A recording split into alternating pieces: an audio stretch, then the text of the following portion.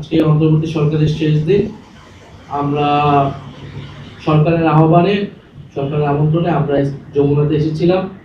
জুলাই জাতীয় সনদ যে সংস্কারের যে ঐক্যমতের দলিল, সেটাতে জাতীয় নাগরিক পার্টির পক্ষ থেকে স্বাক্ষর সম্পন্ন করার জন্য। আপনারা ইতিমধ্যে জানেন যে জুলাই জাতীয় সনদ বা এই সংস্কারের দাবি আমাদের একদম জুলাই গণ অভ্যুত্থান থেকেই ছিল।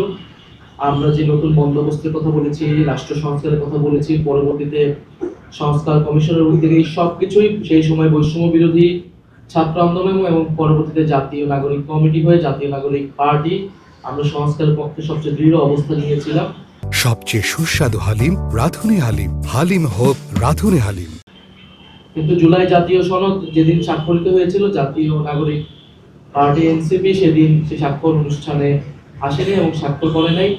কারণ আমরা তখন বলেছিলাম যে এই জুলাই জাতীয় সনদের যে আইনি ভিত্তি, সেই আইনি ভিত্তি নিরূপণ না হলে, আইনি ভিত্তি নিশ্চিত না হলে আমরা আসলে এই ডকুমেন্টে সাইন করার কোনো মানে থাকবে না। এবং এই ডকুমেন্টে যে নোট অফ ডিসেন্ট রয়েছে, আমরা মনে করি নোট অফ ডিসেন্ট কোনো সিদ্ধান্তের অংশ হতে পারে না। ফলে নোট অফ ডিসেন্ট নিয়েও স্পষ্ট বক্তব্য থাকা প্রয়োজন। সেই প্রেক্ষিতে আমরা কিন্তু সাইন করি নেই এবং এর পরবর্তীতেই আমাদের দাবির প্রেক্ষিতে জুলাই জাতীয় সনদ আদেশ, সেই আদেশ দেওয়া হয়। যে আদেশের ভিত্তিতে এবারের যে ত্রয়োদশ নির্বাচন এবং গণভোট, সেই গণভোট অনুষ্ঠিত হয়েছে। গণভোটে জনগণের রায় সংস্কারের পক্ষে এসেছে, ন্যায়ের পক্ষে এসেছে। এখন আমাদের আগামীকাল থেকে যে দায়িত্বটা, সেটা হচ্ছে এই রায় অনুযায়ী, গণভোটের ন্যায় অনুযায়ী এই রায় হচ্ছে বাস্তবায়ন করা। আমরা জাতীয় নাগরিক পার্টি এনসিপি কিন্তু সংসদ নির্বাচনে অংশগ্রহণ করেছি, সংসদে যাচ্ছি এই জুলাই জাতীয় সনদ এবং এই যে সংস্কারের আকাঙ্ক্ষা, সেটা বাস্তবায়ন করার জন্য। এটাই আমাদের ম্যান্ডেট, জনগণ আমাদেরকে এই ম্যান্ডেট দিয়েছে। ফলে সেটার জন্য আমরা মনে করছি যে আগামীকাল শপথের আগে এবং এই অন্তর্বর্তী সরকারের শেষ সময়ে এসে এই দলিলের সম্পূর্ণতার লক্ষ্যে জুলাই জাতীয় সনদ বাস্তবায়নের স্বার্থে আমাদের স্বাক্ষর করা প্রয়োজন। আমরা সেই বিষয়ে স্বাক্ষর করেছি এবং স্বাক্ষরে আমাদের যেটা কমেন্ট আমরা রেখেছি যে আমরা কোনো নোট অফ ডিসেন্ট এটা ব্যতিরেকে আমরা স্বাক্ষর করেছি এবং গণভোটের গণরায় পূর্ণাঙ্গ বাস্তবায়ন হবে এই সাপেক্ষে। ফলে এটি আমাদের আজকে আমাদের স্বাক্ষরের মধ্য দিয়ে জুলাই জাতীয় সনদ এর সম্পূর্ণতা পেল এবং আমাদের আগামীকাল থেকে এটার কাজ হচ্ছে যে সংস্কার সভা হবে, সংস্কার পরিষদ হবে, সেই সংস্কার পরিষদে এইটা জুলাই জাতীয় সনদ এবং গণভোটের যে আদেশ, সেই আদেশ অনুযায়ী সংস্কারগুলোকে বাস্তবায়ন করা। তো আমরা আগামীকাল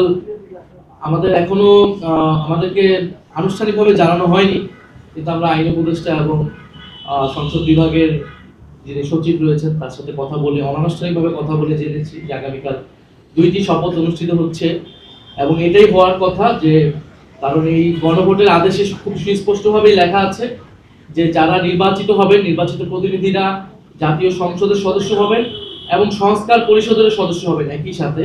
ফলে একই সাথে আগামীকাল 2টা শপথ হবে। প্রথম শপথ সংসদ সাংসদ হিসেবে সদস্য নেবেন যারা জিতে এসেছে এবং সেই একই ব্যক্তিগণ সংস্কার পরিষদের সদস্য হিসেবেও শপথ নেবেন। একই সাথে পরপর 2টি শপথ হবে। এরকমটাই আমরা জানি, গণভোটের আমাদের আদেশেও সেটাই লেখা আছে এবং এই শপথ কে পড়াবেন এটা নিয়েও আসলে সন্দেহের অবকাশ নেই।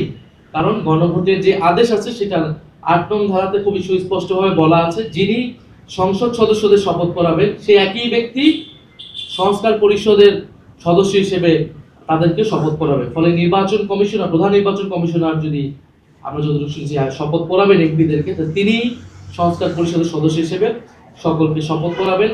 এই শপথের মধ্য দিয়ে আগামীকাল শুধু জাতীয় সংসদ নয়, বরং সংস্কার পরিষদ গঠিত হবে।